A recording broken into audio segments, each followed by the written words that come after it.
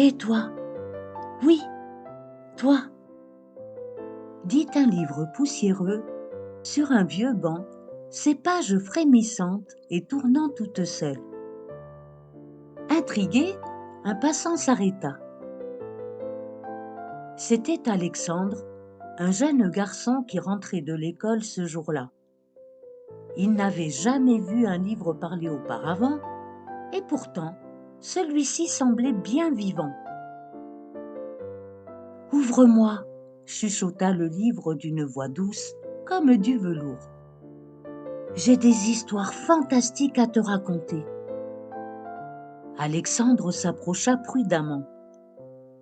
Le soleil couchant traversait les pages jaunies du livre, créant des ombres dansantes sur le banc.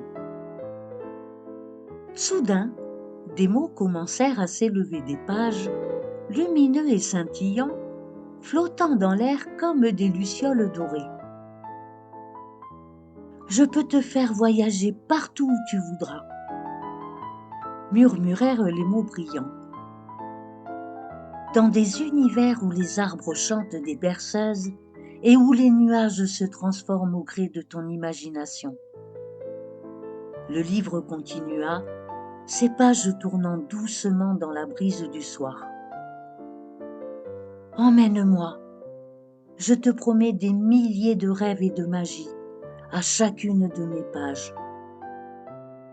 Alexandre hésita un instant, puis tendit la main vers le livre.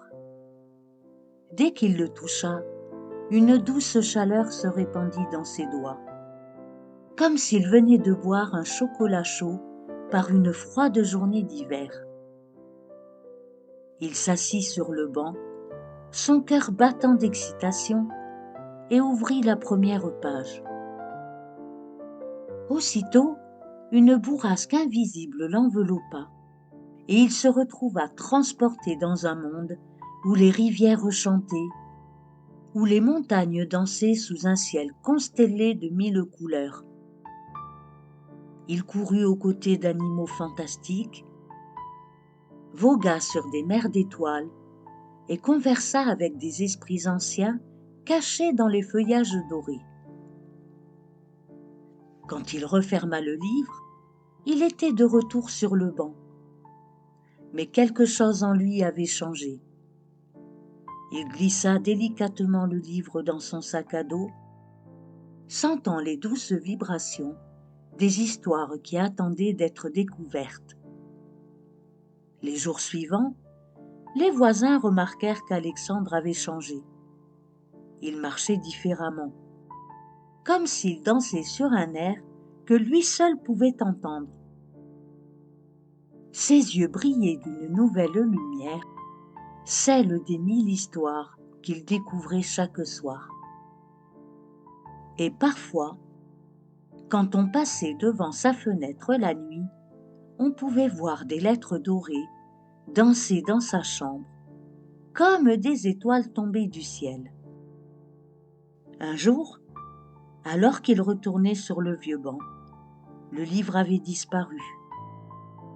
Il n'était plus là.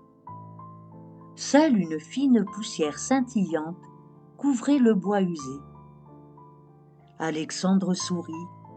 Il savait qu'ailleurs, quelqu'un d'autre entendrait bientôt un murmure joué par le vent. « Et toi ? Oui, toi !»